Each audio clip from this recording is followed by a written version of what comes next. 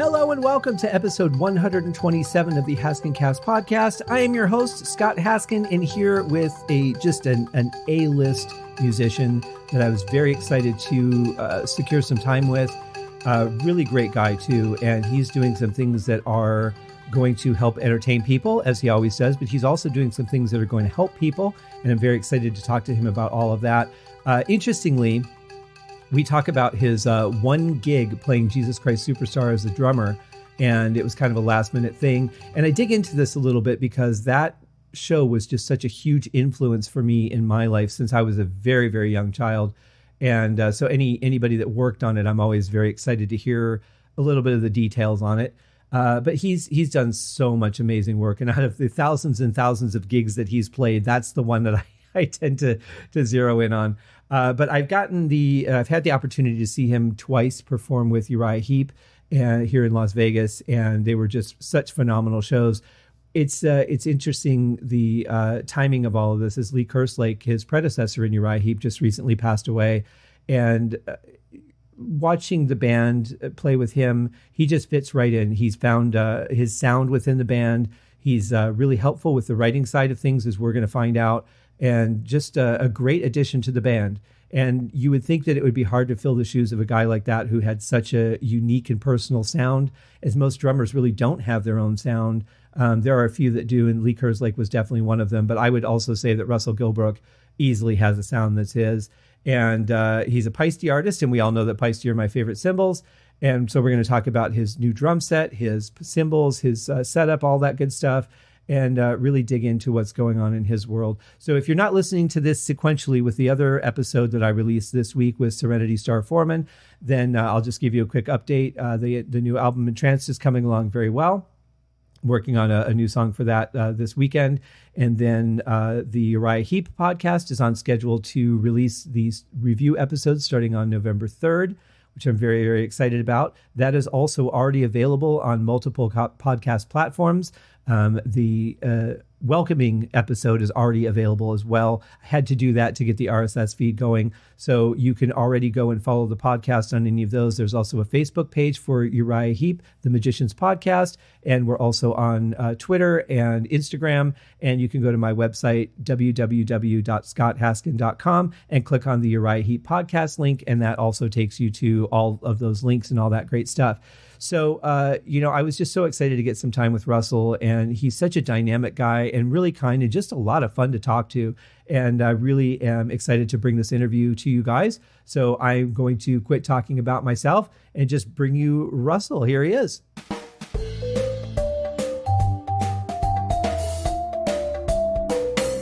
All right, ladies and gentlemen, we have a wonderful guest in this doubleheader podcast episode week for you. I have the fantastic Russell Gilbrook, the drummer currently playing with Uriah Heep while they're on hold and doing many other things to keep himself busy and help people and keep them entertained during the quarantine. Let's welcome him to the show. Russell, how are you doing today? Scott, thank you very much for inviting me on the show, and I'm doing great, thank you. Excellent. I'm so excited to talk to you because you've got so many great things going on. You're not one of those people that's just like, well, we're in lockdown. I can't do anything at all. I'll just sit here and look out the window. But you're kind of in a tough position because you guys, as Uriah Heep, hit the 50th anniversary. You had all this great stuff planned, and then you couldn't do any of it because of the pandemic. How was that just to deal with that alone? Well, I mean, it was soul destroying, really, for the whole band, the crew. I mean, everybody concerned, promoters, fans all over the world. We worked hard to try and put, what we wanted to put, something very special for the 50th, as you would do.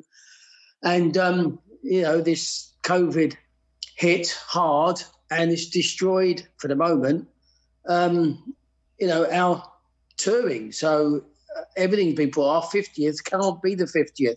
It may be 3 or 4 years later we have to celebrate the 50th, which is a bit of a shame. But what can we do? We can't do anything. Exactly. But you're going to keep the plans. You're just going to move them to a later date. Oh, definitely. The plans will be there. Exactly what we said we were going to do will definitely happen. We just hope that it happens sooner rather than later. Excellent. Well, before we get into the current stuff that you've got going on, I just have a couple of things that I wanted to ask you about that I found very interesting. You just kind of subbed in as a drummer at 12 years old, playing on Jesus Christ Superstar in a live setting. In when you look at the sheet music for the drums for that, it seems kind of insane that anyone would just be able to jump in and play that without really, getting to know it. But especially at 12 years old, that's pretty amazing. How did you just feel like I'm comfortable, I've got it, and jump in, or what? Did you study it more than I thought you did? No, what it was is, apparently I was born playing the drums, and luckily for me, in the town of Hornchurch in Essex, in England, probably the best drum teacher in England, happened to live in the same town. And I went to him for lessons. And he was such a great teacher, and I was obviously such a great student at the time, that it didn't mean anything for me from the age of 6 to...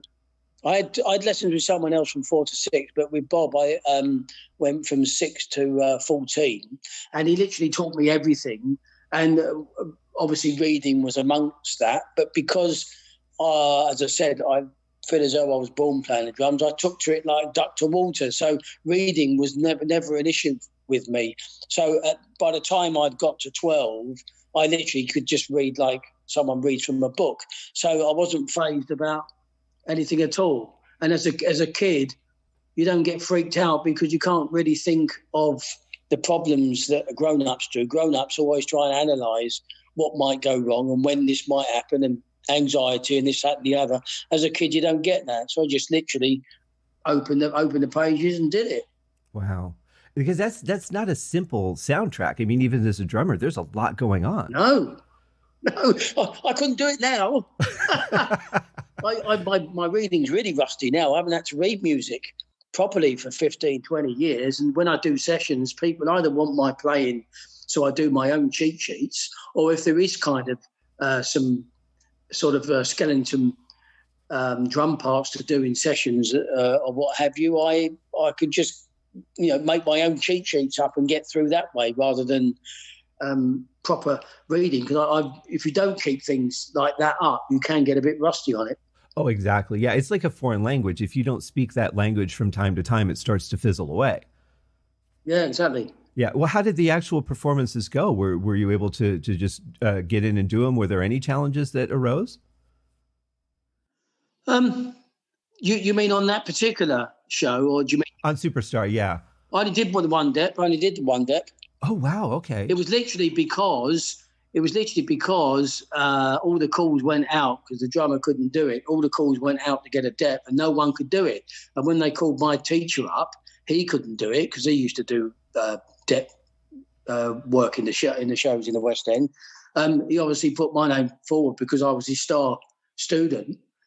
And as I said, when we went up there, it was a matinee performance. And when we went up there, I only had about an hour before curtain because it was a bit rushed. And the guy started talking to my dad at the bar. And after about 5 minutes, 10 minutes, my dad had to stop him and say, hang on a minute. You're talking to me like I'm the drummer. He said, well, you are, aren't you? I said, no, he is. Pointing at me with a glass of Coke, just sitting down there. Tiny I was, tiny little kid. And the guy nearly had a heart attack on the spot. Oh, that's hilarious. I love it. And when you actually have a great teacher, and because I was really good as a kid, the confidence is there. It really just didn't faze me at all. Well, and I think it proves your point about the way that adults look at things versus the way children look at things. So, had you been offered that gig at maybe 30 or 31, it might have been a little bit more daunting of a task. Well, it certainly could have been, yeah. I mean, the thing is, it's all about, the music business. I got taught by my drum teacher a couple of fantastic lessons. He said, the last lesson I had with him, he actually turned around and said, when that phone rings, you've only got one answer, and it should be yes. He said, you can't say, oh, no, I can't do that session because I can't read well enough. Oh, I can't do that gig because I don't play double bass drum. Oh, I can't do that one because I don't know enough Latin, or, I don't play jazz. You can't be saying that. He said, if you want to be a professional musician, you've got to have a well-rounded game, and you say yes to every gig. Right. And you've got to be able to nail every gig. And that's how it came about. So if you take care of what you're supposed to do, the ingredients of playing a musical instrument, really nothing should faze you at any age. It's just that if you have a bit of a gap where you're not doing a certain thing, like I haven't played jazz for 25 years now, and I've lost that touch on jazz because I've got mortgages to pay and kids to feed, and my gig is playing rock at the moment. But I still have a jazz element in there because it's part of my schooling. And if you have that whole rounded, you've got a bit of Latin, you've got a bit of jazz, you've got a bit of rock, it can fuse itself in your own playing and hopefully makes you more musical and makes you more individual. Well, and it certainly makes sense, too. And those skills transfer because even in Uriah Heep, there's some jazzy parts that you have to play from time to time. So it's like you can draw on that experience as well. Oh, definitely. I mean, Easy Living's a double-handed shuffle. You would have been horrified at the auditions, the amount of drummers that can't play the double-handed shuffle because for right-handed players, the left hand's so weak, it can't play the double stroke that nicely, forcefully, for that length of time at all. And they were falling down like them soldiers when they were going for the audition. And, of course, yes, it stood me in good stead. And also the first album I did, Wake the Sleep, there's a track on there called Tears of the World. And the middle bit, again, it's another shuffle, not a double-handed one, but it's another shuffle. The middle bit, they weren't sure what they wanted to do something different rhythmically, and they weren't sure what to do. And I put my hand up. I've only been in the band 3 weeks. I put my hand up and said, well, why don't we turn it into an Afro-Cuban 6/8? And there was silence for about 10 seconds. And he looked at me and went, oh, what? I went, an Afro-Cuban 6/8, what the bloody hell's that? So I played it and absolutely loved it, and it's on the album. So I'm playing an Afro-Cuban 6/8 in the middle part of Tears of the World, which in a classic rock setting. So that's what I'm saying about fusing. You've got to love to play the drums, not love rock or love funk. You've got to love everything because you never know when you might need that rhythmical phrase or groove. Exactly. And that's one of the things that's really important when you're choosing a new band member. It's not just whether they can play the songs or play in the style that you're playing in. It's what else they bring to the table, their history, their elements, their influences. And obviously, choosing you made a big difference. Yeah, it's exactly. I mean, when it came about, I had, you had two minds because I was brought up to be a professional. You do your job. You don't make a fuss. You never get anywhere in the session world. It doesn't matter whether it's a good part, bad part. If they want to, can you play that with one hand tied behind your back, drink water, and just play the bass drum? If they're paying you, that's what you do. Right. So you learn to shut up and get on with it. That's what's the job of a professional. But of course, there comes a time when I said, okay, the audition's here. Now, do I become a clone of Lee Kerslake because they've had him playing for 37 years or whatever it was? Is this my opportunity to respect the obvious drum parts of what to play, use my professional head, and then impart my personality? And I decided, no, it's my time. I don't want to live in the shadows of someone else. I've got something off there. I either like it or they don't. And luckily for me, the band loved it. And secondly, all the fans love it. That helped me as well. Mm-hmm. Well, and I've seen you guys perform a couple of times in recent years here in Las Vegas. And I really felt that listening to you play his parts, I really felt that you were respectful of them, but yet you played it as you would play it. So there's that balance of, I'm going to put a little bit of my touch on it, but I'm also respectful to what people expect the song to sound like. Yeah, because when you're, a really good professional player, you don't play the idiot's version. You don't be a fool. You don't not use your ears. Right. You understand that, all great players will play a very similar pattern because it's obvious to a great player to play that pattern for that song. The fills might be different, but, that's the whole idea. It's only the idiots that end up not really playing for the song. And so therefore they struggle in their professional career usually. So, yes, it was pretty obvious to me that what stayed, and what I could embellish, I embellished. Exactly. Well, you brought up the shuffle, so that reminded me of a question. When I was talking to Mick Box last month, we were talking about the song Dreams of Yesteryear. Oh, Yeah. And he was telling me that originally that was a shuffle. Yeah, well, what usually the usual thing that tends to happen with the Heap songs is quite often the demos will come in and I will actually change the whole rhythm of it, because I've just got a very good head for understanding where a certain a certain melody, phrase, and rhythm might suit a better time or rhythmical change, and I'm pretty good at doing that. And I've done that to a lot of tracks that get brought in, because obviously when you're writing, they're going to put down just a very bare drum part just to get the song down. And of course, when it opens up to the band, we now got to try and put the band's flavour involved in it all. And of course, no two people are going to hear things the same way. And as a drummer, obviously, I'm going to be homing in on what I feel is going to serve best for that song rhythm-wise, whether it's double tempo, change it from swing to straight, vice versa, whatever it is. I don't always get it right, but quite a big high percentage of it, I get it right. So that's what happened on that one. Right, and it's all the mood of the day, too. Somebody hears something, if they're in a mood that just harmonizes with that particular thing, then it's going to be inspiring. If they're not in a receptive mood, then it's probably going to get rejected just because they're not open to hear it. So a lot of it is the timing. Everything else is subjective opinion. I like this pattern better. I like that pattern better. It just kind of goes how it goes in the day. But I find that song is one of my favorite tracks, and I love especially where you change to the snare, the buzz rolls at the end, just to carry that song out. It was a really beautiful way of ending the album and ending the song. Really great job. That's definitely one that stands out to me. Yeah, cheers. I mean, again, I just absolutely adore creativity and expression, and it is one of my. I suppose I'm lucky, really, that I tend to hear things like that. Like Wake the Sleeper, I instigated the idea for the song Wake the Sleeper when Mick was playing a riff. He was playing that riff completely different. I mean, almost half tempo to what it is now. Oh. And I just turned around and said, well, hang on a minute.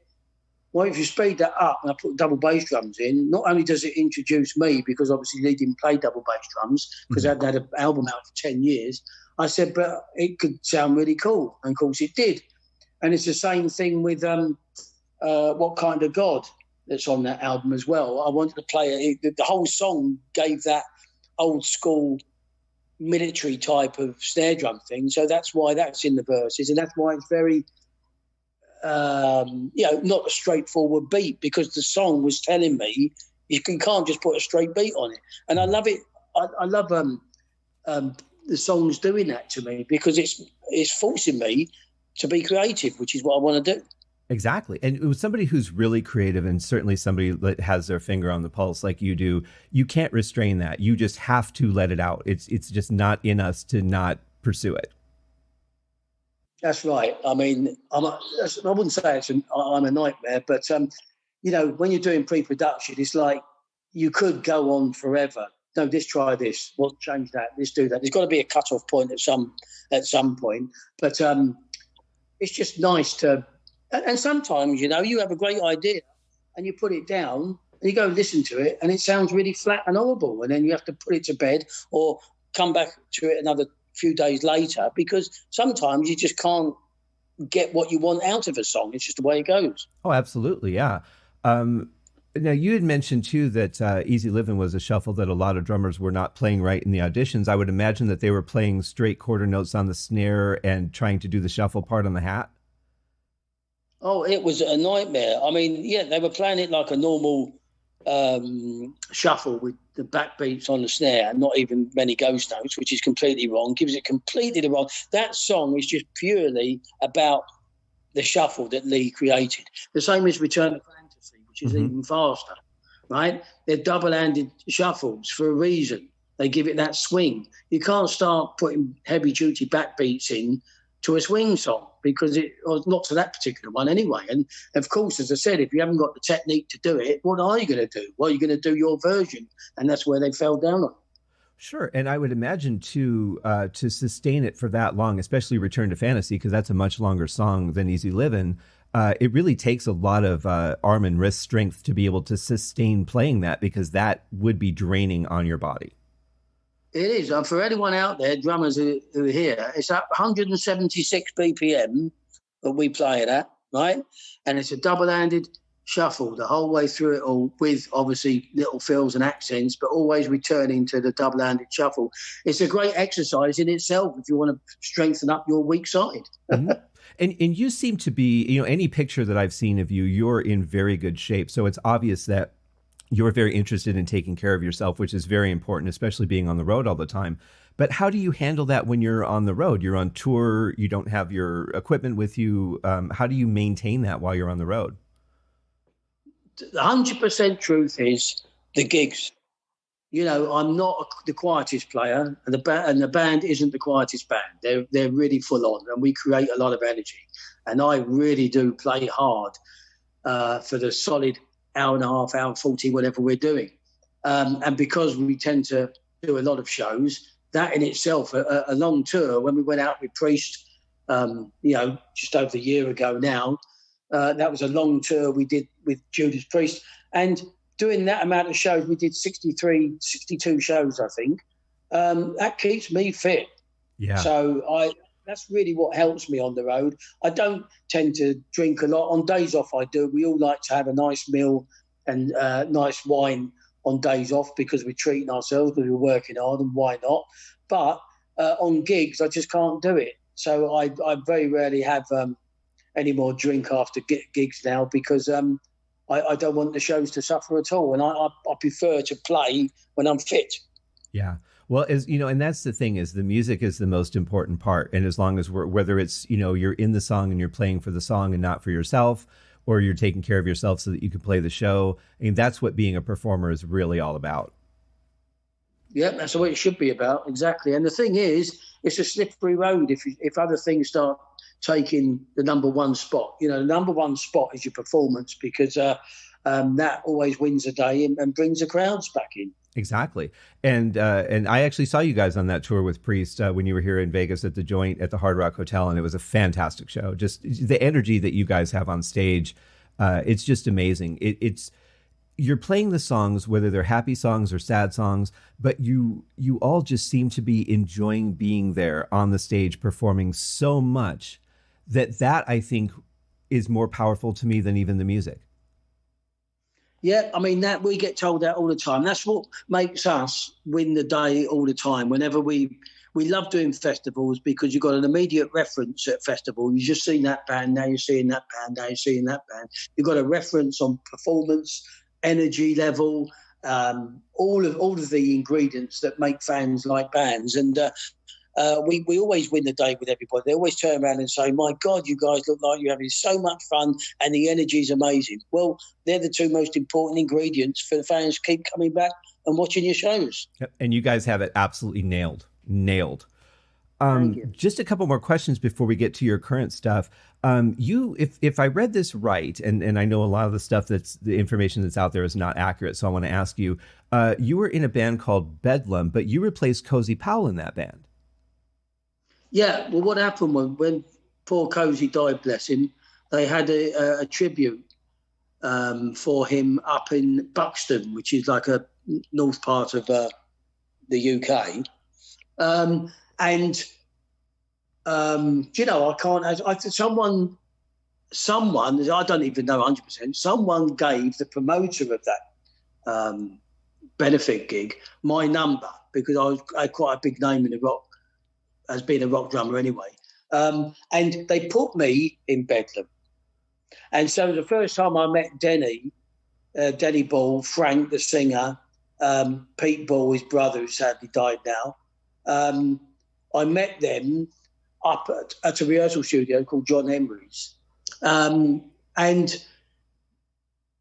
Frank, actually, the singer, had never sung since Cozy died.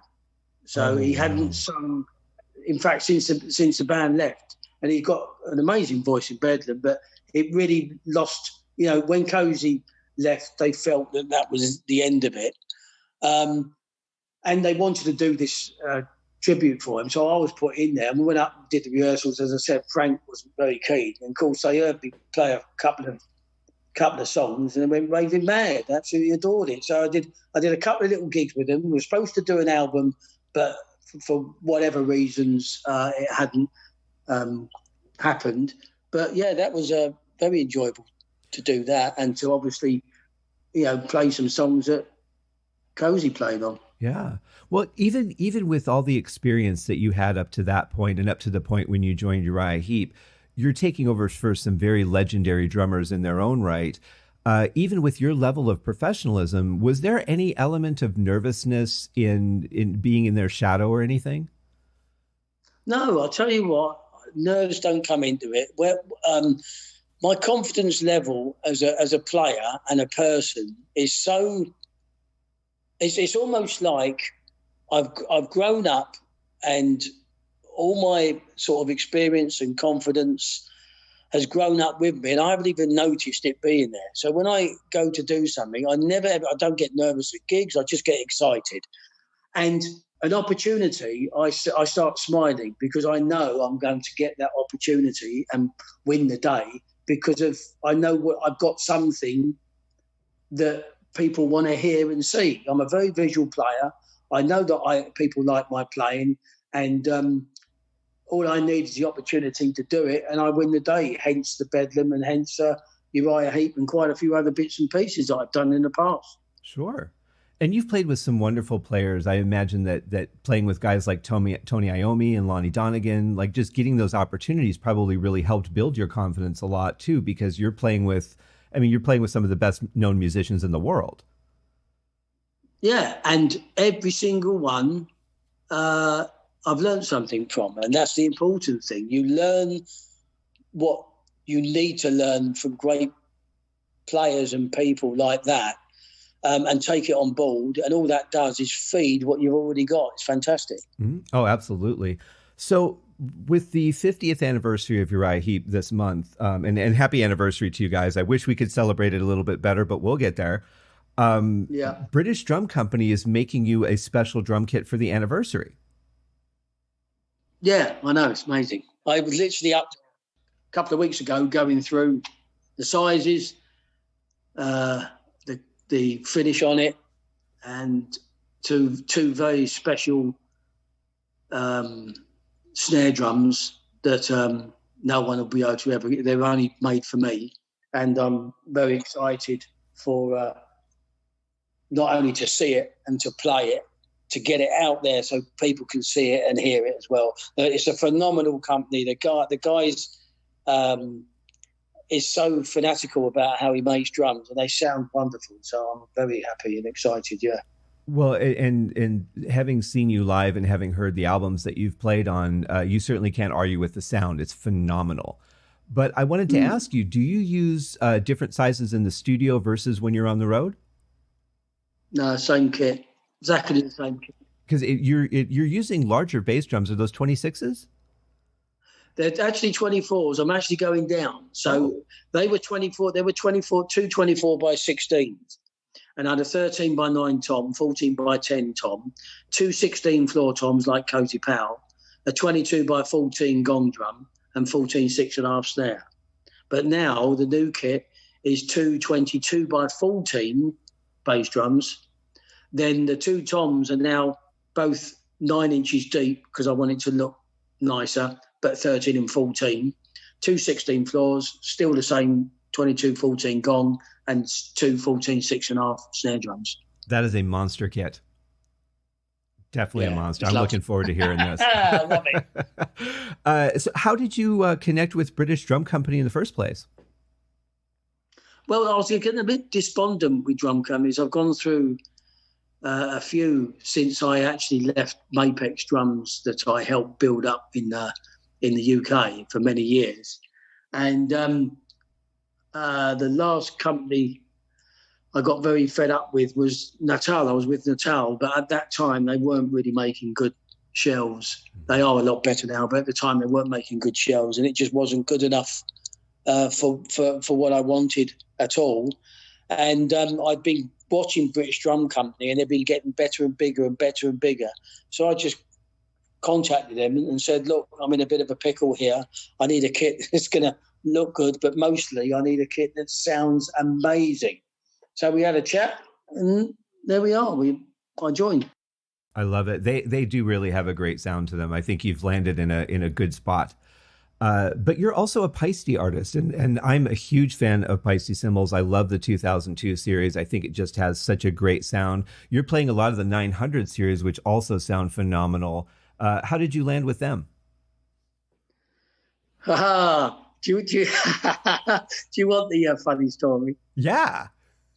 Go on then. I'll tell you a funny story. Right, I was with Zildjian for quite a few years before, and we always have a Zildjian Day in England where all the Zildjian artists who are not on tour, they go up there and do a Zildjian Day, and everyone has a chat and a drink and blah, blah, blah, blah, blah, blah.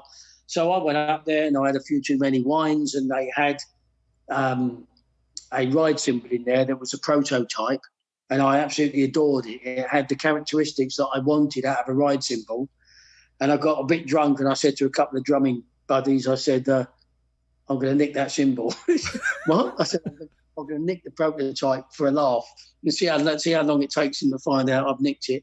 Well, anyway, I did, and I got a phone call 2 days later from Tina, who used to work for Zildjian, saying, Russell, have you got... And I started laughing. I always used to have a laugh and joke with them. And I started laughing about it, and she said, no, this is serious. The American guys were over at the Zildjian Day, and they are not happy at all. And I went, don't be silly.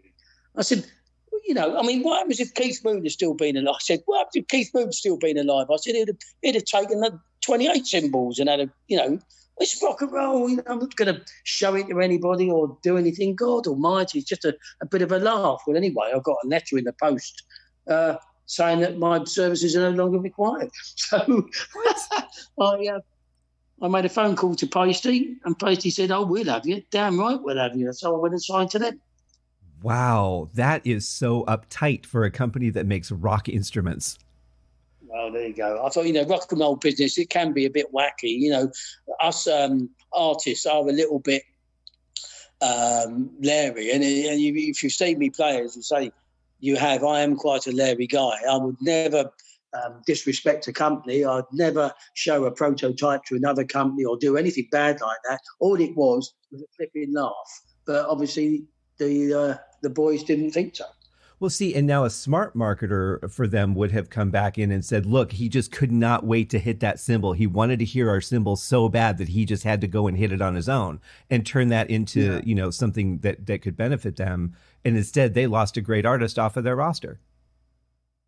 Well, there you go. Sometimes people see people differently, and perhaps I wasn't a great enough artist to be lost. So there we go. Well, then they don't know what they're doing. That's pretty obvious. Well, I'm really looking forward to hearing the new kit. I love the cymbal sounds that you get, especially on stage. They really cut through very well. Obviously, your engineer has some element to do with that, but they're really very great sounding cymbals.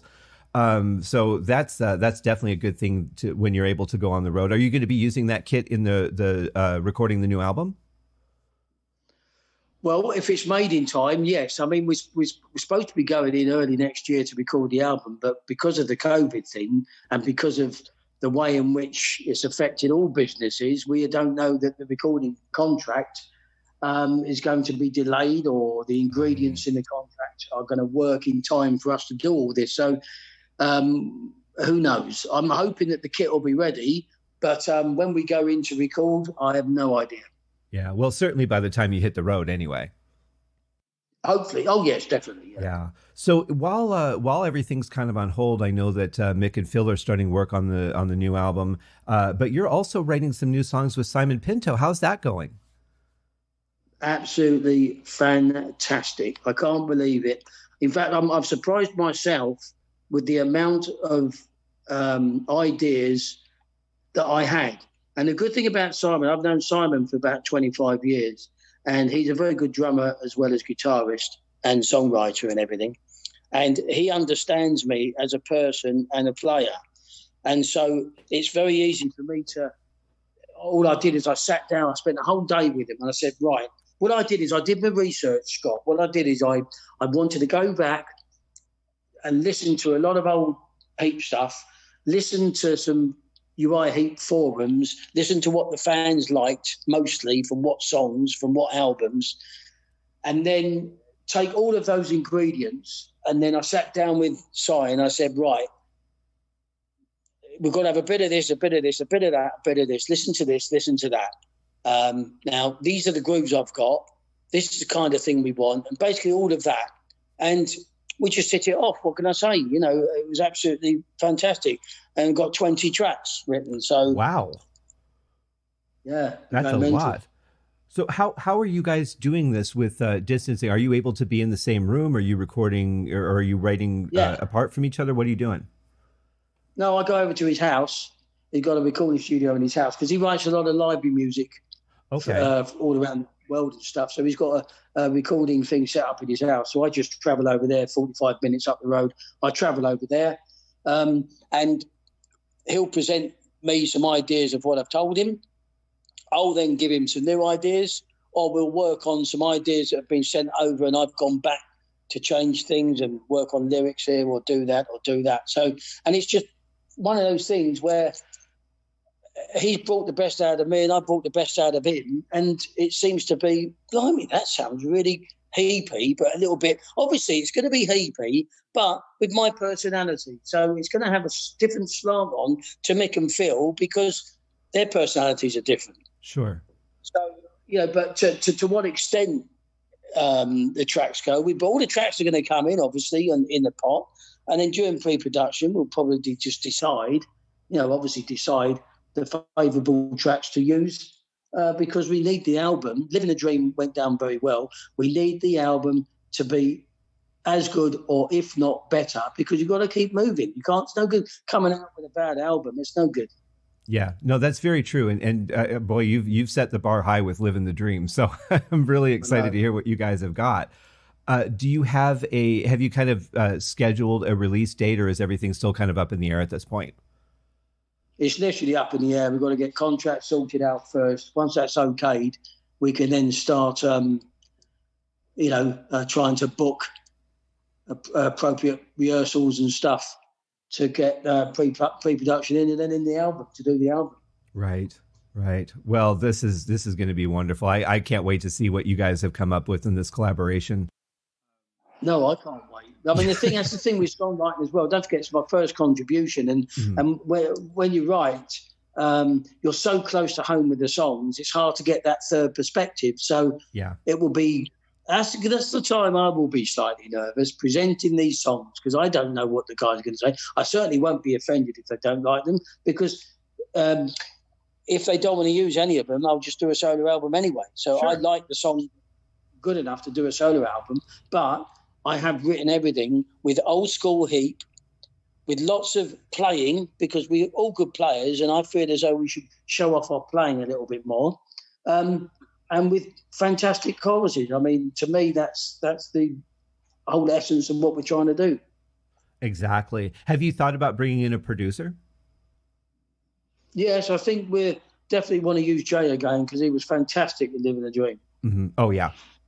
Yeah, production is phenomenal, you know, and the drum sound was fantastic. He just let me. I said, "What do you want to do with the drum sound?" He said, "Hit it first." I hit it. He said, "Nothing." I said, "What? Not even on the snare drum?" He said, "No." He said, "You tune them well, you hit them well." He said, "Job done." Fantastic. Yeah, if you don't know what you're doing by now, I think you're kind of in trouble. But you seem to be doing well. Be surprised with some engineers and producers. They've got this sound in their head, and you can't move them from it. And that's not what music is. If you keep going for the same sound, then everyone's going to sound like everyone, aren't they? You've got to be open for. You can hear Cozy Powell, you can hear Ian Paiste, you can hear John Bonham, you can hear Bill Ward, you can hear Steve Gadd, you can hear Jeff Porcaro. Well, that's what we want. We want to hear the personality and their drum sound come out. We don't want me to sound like the guy from Alter Bridge and the guy from Hailstorm. We don't want that. We want individuality back. But Russell, I've got my daisy chain of plugins that are going to make you sound great. Don't you just want me to plug you into that? I know. Don't get me started on it. Honestly, I have had my fair share of rows with not only live sound engineers, but recording engineers. quite a bit rowing with them over drums. For some reason, sometimes they just want to have a quick fix. They either want a quick fix because they can't be bothered, or they try and give you a bass drum, snare drum mix with no toms. What's that all about? You created a dynamic that I'm not playing. I create the dynamics. You balance everything on the same level and allow me to be musical on my drums. But, you know, my job as an engineer is to capture your sound. My job as a drummer is to create the sound. Correct. Yeah. That's exactly it. Yeah. Okay. So you're also doing one other really cool thing right now. You're giving some very unique drum lessons. And if I understand your approach properly, you're not just saying, you know, here's the syncopation book, learn that, here's how to play a shuffle. You're really analyzing how the drummer plays and helping them correct, you know, various things like posture, hitting technique, because a lot of people do not know how to hit a cymbal properly to make it really project and not break it. Yeah, that's exactly right. I mean, the thing is, you know, I understand a lot of teachers go down this one-size-fits-all approach to drumming, but I just feel as though, you know, not every drummer that learns the drums is going to get to a great standard. You're going to get to a standard that you as an individual will get to, because you're governed on practicing properly, how much time you got to practice, and how much talent you got. Those, you can't get away from that. You can't magically become a great drummer without those three elements being involved at some point. Now, the best way to do it is everyone can play decent enough drums if they were to work on what they can play nearly well now. So all you're doing is tweeting what they can nearly play well now. What you don't do is teach them things that they can't get their head round, because it's a knock-on effect. I always see it as a block of flats. You've got 20 floors. Now, it's no good starting at floor 4. You've got to start on the ground floor. And it's no good going ground 1, 2, 5, 6, 8. No, because if you miss one out, it's going to bite you in the backside somewhere along the line. You've got to have that smooth transition where you're working on the correct things for the right reasons, allocating enough time to it so that you can just tweet the improvement. And then that acts like a snowball. Once you tweet this, that works better for that. And then suddenly that works better for that. And then you're on your way doing it. But too many people are looking at the wrong drummers and thinking they got to do left foot bloody clave, right? Speed metal feet and everything. Well, hang on a minute. Do you want to be in a speed metal band, a Latin band, or do you want to be a drummer? If you want to be a drummer, you've got to have the all-round game. You haven't got to be a master of one style at all. I just happen to be falling into Uriah Heep. Hardly anyone knows me about my jazz playing because of the profile I've picked up with Heep. But that doesn't mean to say I don't know how to play it. It doesn't mean to say I haven't got those touches and those feels. But you've got to look at your playing, look where you nearly can play that. Well, practice that. Right, exactly. And you're right. Like, I was really glad when I first started drumming that I had a teacher that sat me down and taught me all of the rudiments. It was when I was in elementary school, and he actually booked extra time with me. He was retiring, so he wasn't going to be with me the next year. And he goes, "You have a lot of potential. I really want you to get a solid foundation." And he actually got permission from the principal to book extra lessons with me so we could go out through all the rudiments. Had I not learned those, I don't think anything that I did after would have been as easy to build on if I didn't have that very foundation. That's correct. Now, the thing is, you've just hit something there that I'm probably at the moment the only the only European drummer that doesn't agree with rudiments. Really? And I'll tell you why as well. I'll tell you exactly why. It's not that I don't actually agree with rudiments. I feel as though the problem is with rudiments. Let's just say there's 47. I don't know how many there are now because they're bringing out bloody new ones all the time. Mm-hmm. But let's just say, well, the original ones I learned, because I had all the rudiment shown to me, with the American 26 American rudiment. Right. That's all there was back then that I got taught. Same here.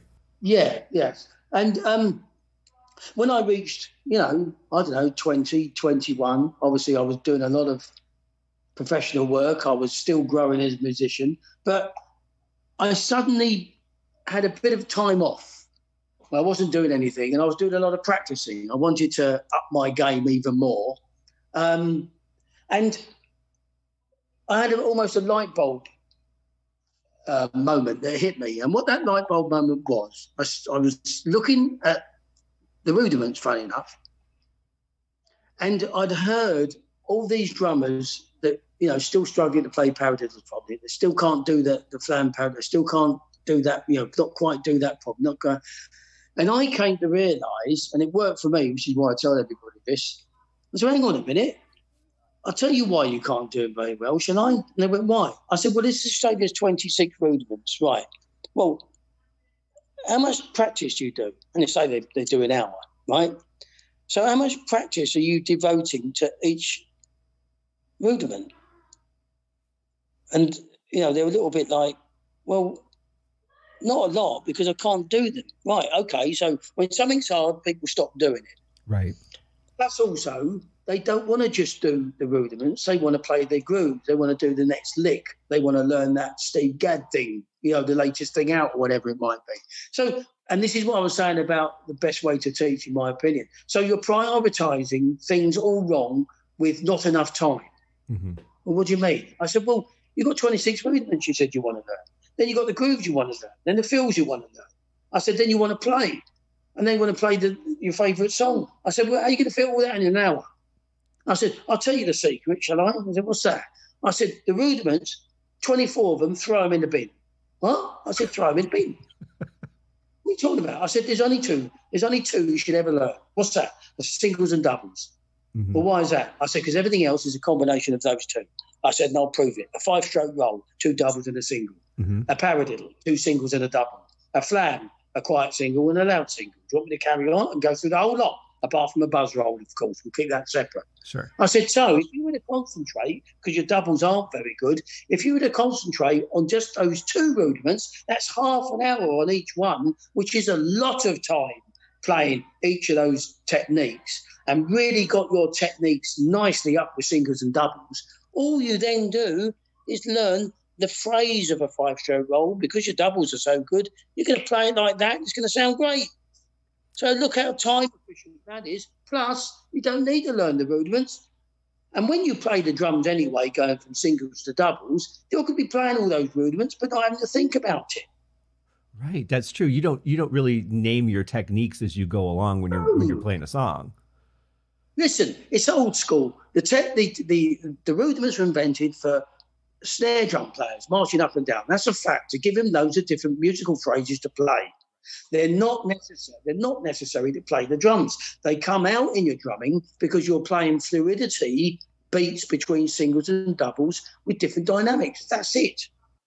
So what I'm saying is, I'm closing down how much you practice, but defining what you should practice so that you actually get better, because you're devoting more time to the foundation of drumming, singles and doubles. There isn't anything else. Every time you hear watch a groove or hear a groove, it's a makeup of singles and doubles. That's very true. And you're right. Those really were written for the snare drum. I mean, I would imagine that they helped the guy that played snare during the Civil War battles. But apart from that, you're right. I never looked at them as an actual distraction before. I really thought that they were helping me put pieces in the foundation. But you know what? You're right. It really is singles and doubles. That's it.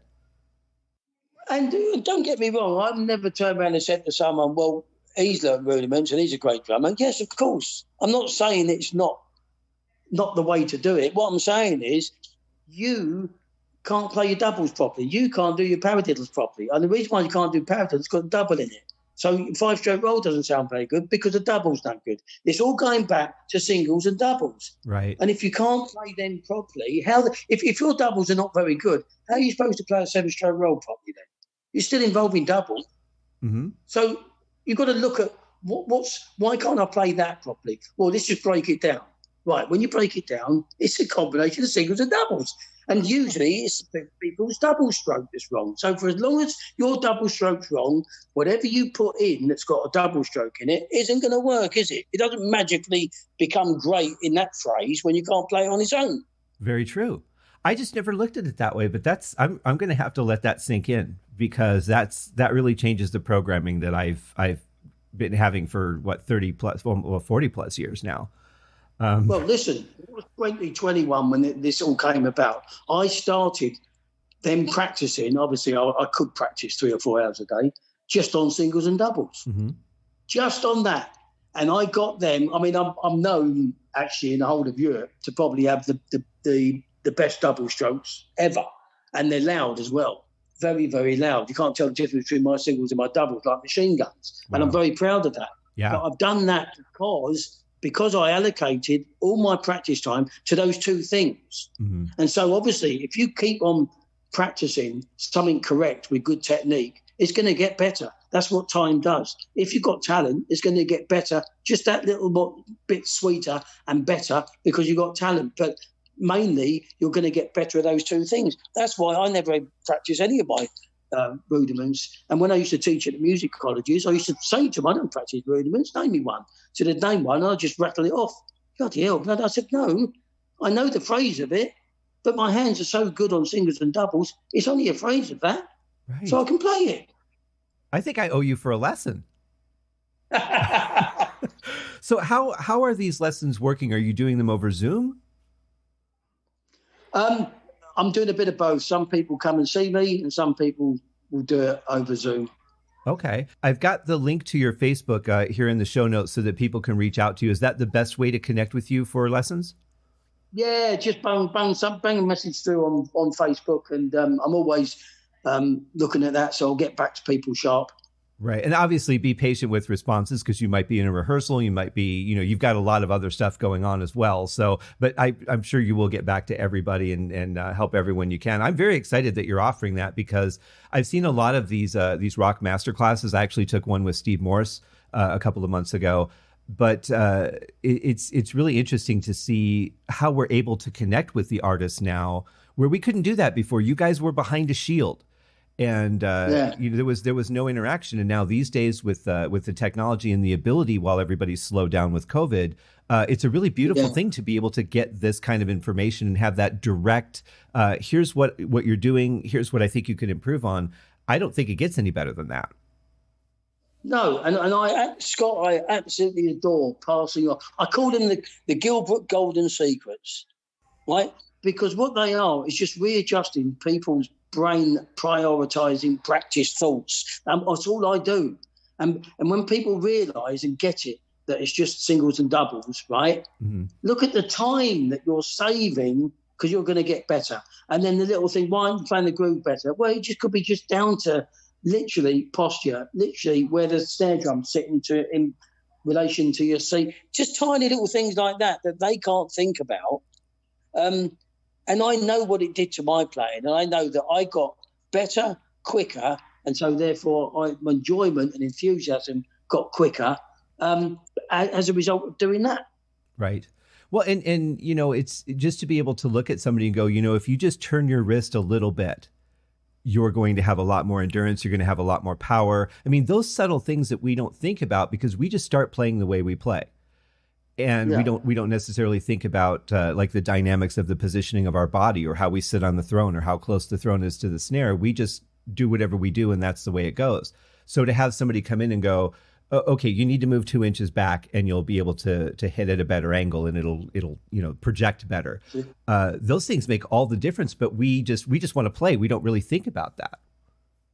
No, not at all. And certainly when you're learning, you don't, because you haven't got the experience to think. You don't think on that level. Right, exactly. People need the amount of time I've had to sort out people's bass drum pedals. They've got a crap bass. No, you haven't. All these people that get precious about, I've got to have that bass drum. No, you haven't.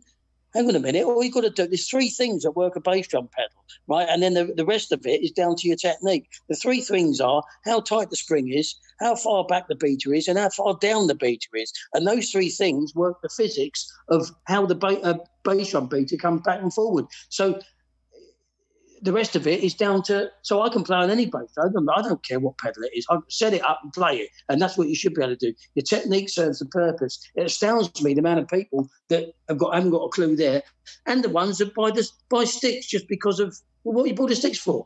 It's the only thing you've got between you and the drums. Mm-hmm. As the sticks are not working for you. Man, no wonder you can't do this and you can't do that. The sticks are wrong for your hand size. Yeah, exactly. All those little details make all the difference. And I'm really glad that you're going to be able to help a lot of people out with those techniques and just make a better generation of drummers. I want people to still not get frustrated with the drums, but flip it. It's such a wonderful feeling to get behind the kit and command a song and lay down a groove. And the more you love it, the more, you'll put the work rate in. Exactly. It should be a joy. That's why we get into music, because it's fun. Yeah. If you're not having fun with it, you're missing some element somewhere, and that needs to get corrected because you don't want to get discouraged and quit. No, that's right.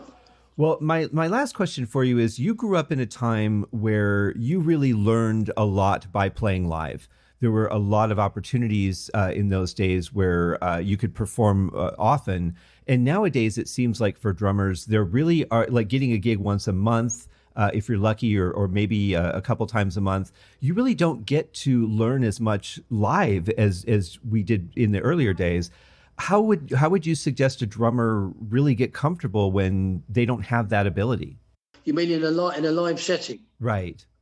That's a tough one. I mean, the best way to do it is to, I always think the best way is to record yourself.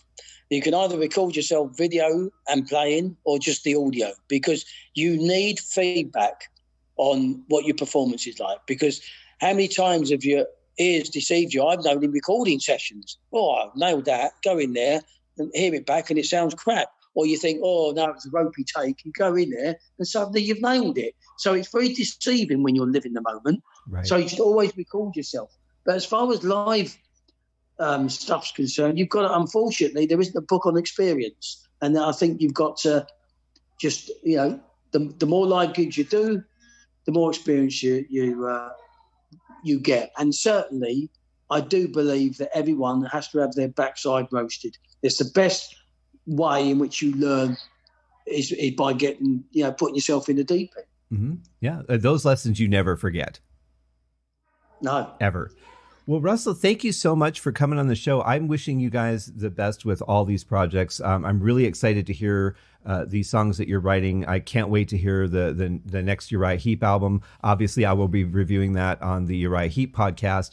Definitely, I'm sure that we'll talk again. But in the meantime, please stay safe. Thank you for doing things that not just are giving us things to enjoy, but you're also helping the next generation give us things to enjoy. And there's really no better gift than those things that you're giving. Yeah, Scott, thanks very much indeed. I appreciate you asking. Yeah, my pleasure. Well, we'll talk again soon. In the meantime, keep at it.